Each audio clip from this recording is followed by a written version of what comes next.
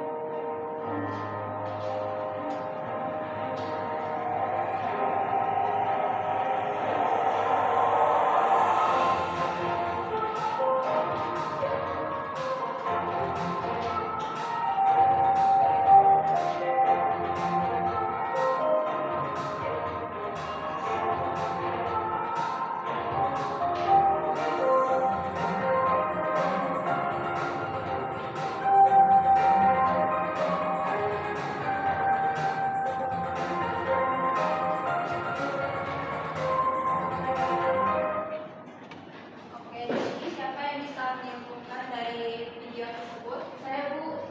Ya. Jadi menurut saya, video tadi itu menjelaskan pasar monopol itu adalah struktur pasar di mana hanya ada satu penjual yang menguasai seluruh pasokan barang atau jasa, memberikan kendali penuh atas harga dan menciptakan hambatan tinggi bagi pesaing baru untuk masuk, sehingga konsumen tidak memiliki alternatif lain untuk produk tersebut. Oke, benar sekali Tiara. Selanjutnya Ibu akan menjelaskan materi selanjutnya. Model yang akan kita gunakan yaitu model PBL dan pendekatan yang kita gunakan adalah refleks. Terus metode yang akan kita gunakan itu yaitu ceramah, diskusi, tanya jawab, dan penugasan dan presentasi. Selanjutnya itu ada tujuan pembelajaran kita. Yang pertama itu ada peserta didik itu mampu menganalisis pengertian pasar monopoli. Yang kedua itu peserta didik mampu menganalisis ciri-ciri pasar monopoli. Yang ketiga itu peserta didik mampu menganalisis laba dan peran pemerintah dalam pasar monopoli. Yang terakhir itu ada peserta didik itu mampu menyajikan hasil analisis permasalahan pasar monopoli di suatu perusahaan. Di sini itu ada pengertian pasar monopoli, yaitu pasar yang hanya dikuasai oleh satu penjual atau satu perusahaan saja, sehingga ia menjadi satu-satunya pihak yang menentukan harga dan jumlah barang yang dijual. Tidak ada perusahaan yang lain yang menjual produk sejenis di pasar tersebut. Selanjutnya ada ciri-ciri pasar monopoli. Yang pertama itu hanya ada satu penjual. Yang kedua itu terdapat banyaknya pembeli. Yang ketiga itu ada produk untuk pasar monopoli mempunyai barang pengganti yang dekat. Yang terakhir itu adanya hambatan untuk masuk ke dalam pasar. Selanjutnya itu ada laba maksimum dalam pasar monopoli, yaitu yang pertama itu kondisi laba maksimum, yaitu laba maksimum dicapai ketika pendapatan marginal sama dengan biaya marginal. Yang kedua itu ada rumus laba, yaitu laba dapat dihitung dengan rumus laba sama dengan TR dikurang TC. Yang selanjutnya itu ada total pendapatan TR, yaitu dihitung dengan TR dikurang P kali Q. Selanjutnya itu ada total biaya, yaitu dihitung berdasarkan fungsi yang ada. Misalnya TC sama dengan fungsi biaya total. Selanjutnya ada misalnya ada TC dikurang sama dengan fungsi biaya total. Laba maksimum itu N sama dengan P dikurang TC. Selanjutnya ada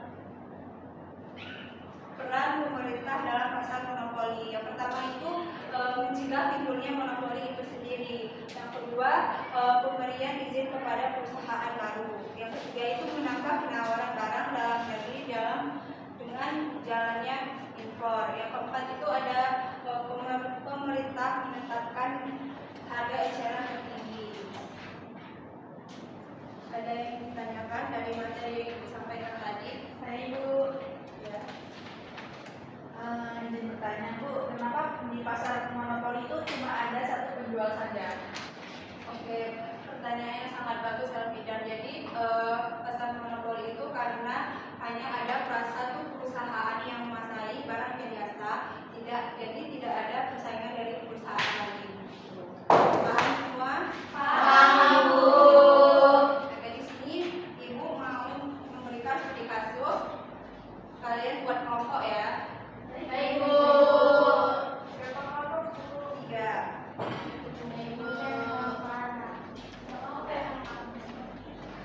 Saya kelompok 1 ya, Bu.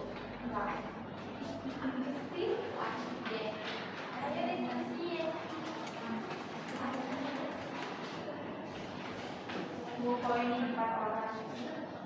Ini nggak bisa kan jawabnya.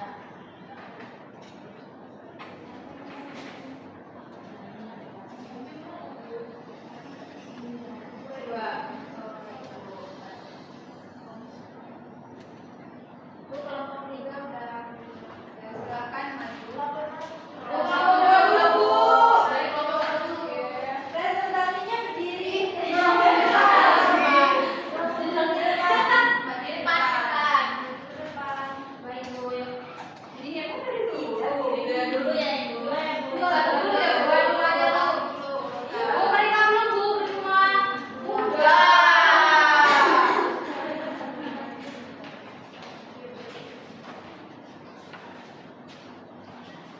Jadi teman-teman, kami dari kelompok 1 izin mempresentasikan studi kasus tentang PT Pertamina. Jadi PT Pertamina ini merupakan satu-satunya perusahaan yang memiliki izin untuk mengelola minyak dan gas bumi di Indonesia, termasuk menjual BBM bersubsidi seperti Pertalite atau juga solar. Nah, kemudian pertanyaannya, mengapa Pertamina termasuk dalam monopoli? Jawabannya yang pertama itu adalah karena hanya Pertamina nih yang memiliki izin resmi dari pemerintah untuk mengelola dan menjual BBM yang bersubsidi. Yang kedua itu pertanyaannya, apa dampak positif dan negatif monopoli Pertamina bagi masyarakat? Dampak positifnya itu harga BBM bisa dikendalikan nih oleh pemerintah agar menjadi stabil. Yang untuk negatifnya kadang terjadi kelangkaan atau pelayanan lambat karena tidak ada pesaingnya. Sekian, terima kasih dari kelompok 1. Kasih. Kelompok Selanjutnya kelompok 2. Bu, nggak punya teman.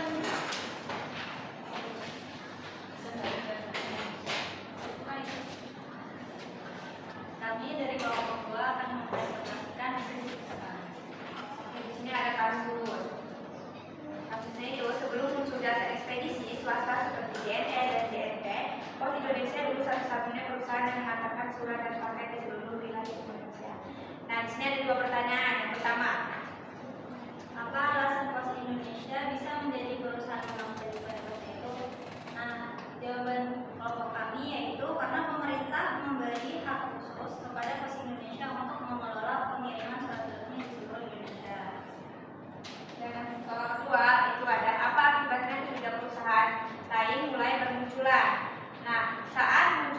bersaing, monopoli berkurang dan masyarakat mendapat lebih banyak pilihan dan pelayanan lebih cepat seperti JNT, JNE. Masih kalian sering kan? Iya, sering. Terima kasih.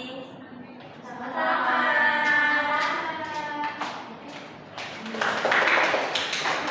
Selanjutnya kelompok 3.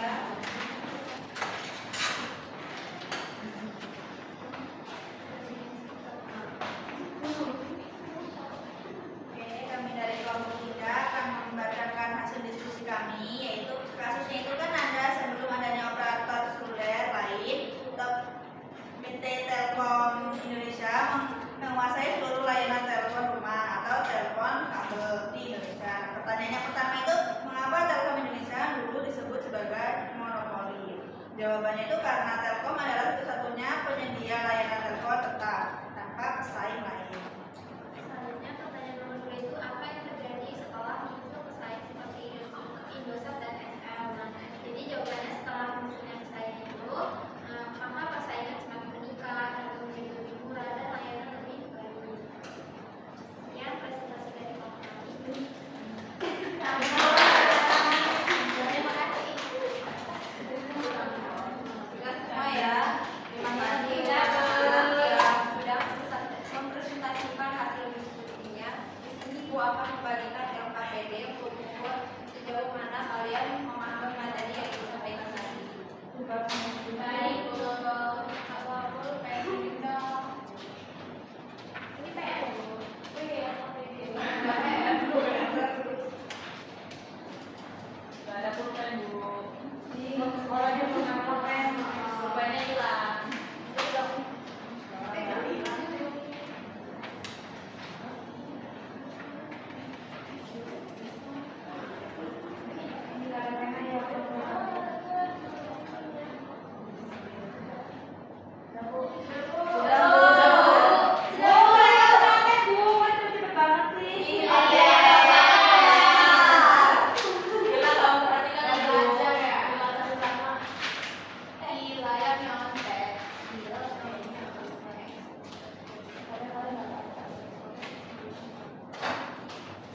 Oke, di sini siapa yang bisa menyimpulkan dari materi yang disampaikan tadi? Saya, Bu. Ya. Jadi pasar monopoli adalah pasar yang hanya ada satu penjual, tidak punya saingan dan penjual bisa menentukan harga barang. Ya, bagus sekali Bu ya kesimpulannya. Di sini Ibu ada tugas lagi. Bu, Ya. udah, Tugasnya itu kalian kerjakan di rumah, yaitu mencari materi tentang ekonomi digital. Kelompok kata individu, Bu. Individu. Oke, Bu. Materi tersebut akan dibahas di minggu depan. Baik, Bu. Karena waktunya sudah habis, Ibu minta ketua kelas untuk memimpin doa terlebih dahulu. Baik, semuanya siap. Siap. Sebelum kita mengakhiri pembelajaran pada pagi hari ini, baiknya kita berdoa terlebih dahulu. Berdoa dimulai. Berdoa selesai. Terima kasih untuk anak-anak yang sudah ikut